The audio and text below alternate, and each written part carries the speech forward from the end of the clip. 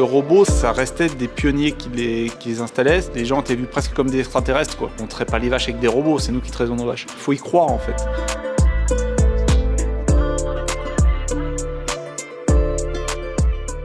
Moi, j'ai remarqué, c'est quand on met un robot en service sur la période des fêtes de fin d'année. Là, c'est les plus heureux du monde parce qu'en fait, ils ont le temps. Ils peuvent aller faire des repas dans leur famille. Ils sont pas là, faut que je rentre pour la traite. Ils sont pas là, faut qu'on rentre demain matin à 4h, il y a la traite. C'est là où on voit vraiment ce que ça peut apporter en fait. Ce que j'aime bien, moi, c'est la mise en route parce que c'est là où ça devient concret pour l'éleveur. Faut pas oublier que dans l'histoire d'une exploitation, c'est vraiment un gros changement, quoi. Ils s'en souviendront toute leur vie et c'est vraiment important d'être là pour bien les accompagner et faire le travail correctement.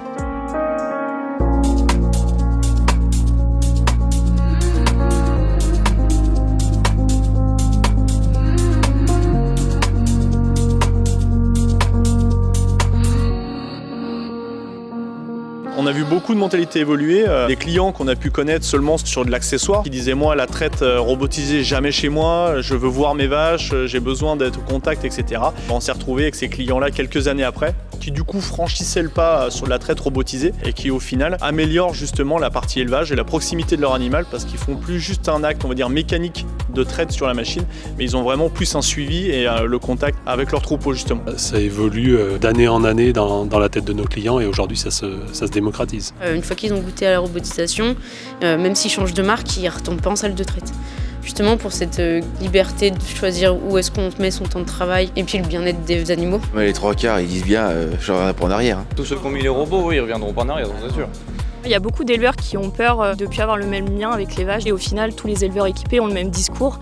Les vaches elles sont tellement calmes, elles vont se faire traire quand elles veulent, elles vont manger quand elles veulent et finalement il y en a même beaucoup qui nous disent nos vaches elles sont tranquilles, on n'a pas besoin d'aller les traire matin et soir pour avoir un lien avec elles. Et avec toutes les données qu'on arrive aussi à avoir sur le robot, finalement on intervient beaucoup plus vite sur une vache malade. On va aller passer une majorité de notre temps sur un pourcentage de notre troupeau qui a demandé un peu plus d'attention et finalement c'est que du temps optimisé. Les vaches s'habituent beaucoup plus vite que les éleveurs, ça c'est sûr.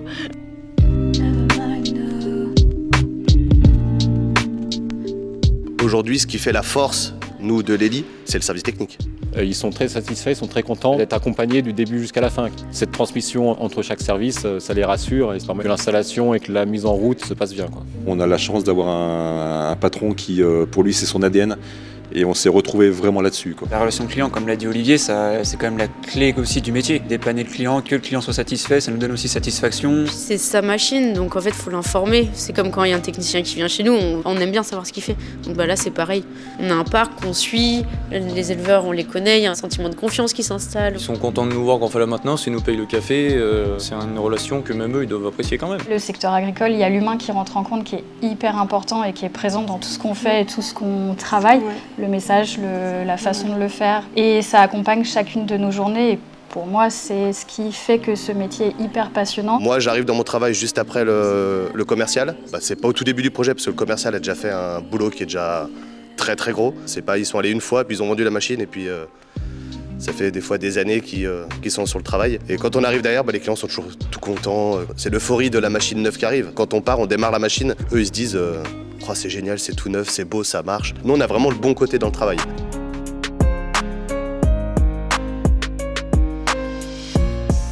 Moi, ce que je préfère dans mon métier, c'est qu'on a une certaine autonomie. Et puis, dans le temps, on se retrouve avec des clients qui deviennent un peu des amis, qui continuent à nous faire confiance. Donc, c'est ça qui est intéressant pour moi. L'aspect vraiment travail en extérieur, à la campagne, à la nature, contact avec les agriculteurs, sont vraiment utiles et ça donne du sens au métier. Les journées ne se ressemblent pas, on a une certaine indépendance, on apprend tous les jours. Je trouve que c'est le bon compromis entre le relationnel client, le technique avec les machines, le contact avec les animaux. Je trouve que c'est quand même travailler pour du concret.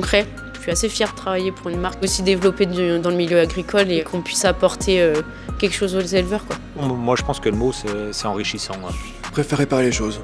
C'est vraiment une passion pour moi, j'aime réparer. Ouais, l'envie de réparer. Puis je suis un peu perfectionniste, donc après, ouais, faut vraiment des trucs... Ouais, quand tu trouves ta patte, t'es content, quoi. Des fois, en 10 minutes, c'est trouvé, on n'en parle plus. Putain, ça a pas mis longtemps et tout, et il est super content. Il y a Pas une journée qui se ressemble, on peut avoir rien à faire le matin, puis au final tout arrive l'après-midi. On n'a jamais la même chose en fait. Moi, ce qui m'intéresse, c'est le dépannage et puis le suivi des exploitations. On est là aussi pour conseiller les clients, les aider. L'avantage, c'est qu'on s'ennuie jamais, il y a toujours des nouveaux projets, on va toujours vers l'avant, et c'est ce qui est aussi plaisant de ne pas s'endormir sur des acquis et de continuer à progresser, d'avancer avec aussi des nouveaux collaborateurs. Moi, ce que je me souviens, c'est des nouvel an passés avec des clients en panne. Le client m'a souhaité bonne année en arrivant dans la cour, et puis l'intervention a duré 10 minutes, mais bon voilà, on s'en souvient parce que c'est le plus marquant quand même. Carrément, quand on va en exploitation, ils veulent faire connaître leur métier et surtout leur histoire, parce que voilà, chaque histoire est unique. Quand je sais que le lendemain, je me lève pour aller rencontrer et faire un témoignage, c'est quand même plus sympa. Moi, mes collègues, bien évidemment. Je peux pas dire autre chose. Moi, c'est surtout le contact avec les clients, les animaux aussi, j'aime beaucoup les vaches. Voilà. Ça qu'on part d'un projet, d'une feuille blanche, jusqu'à la réalisation. Comme je suis en alternance, je dirais d'apprendre. Je dirais le relationnel, d'être en lien avec un peu tout le monde, que ce soit dans les services comme avec les clients. Oui, le contact. C'est un peu la même chose de mon côté, c'est le fait d'être en contact avec tout le monde et d'avoir toujours quelque chose à faire. Alors il y a des moments où effectivement tous nos clients sont dans les champs et forcément on a un petit peu plus de mal à les trouver, ou des fois on fait des rendez-vous dans la cabine du tracteur, c'est des fois un peu plus sympa aussi. Moi ce que j'aime bien dans mon travail, c'est que chaque journée est différente, chaque exploitation est différente, chaque problématique sont différentes. Donc on accompagne aussi nos éleveurs, donc c'est quand même assez gratifiant. Et puis même nous on en apprend aussi tous les jours.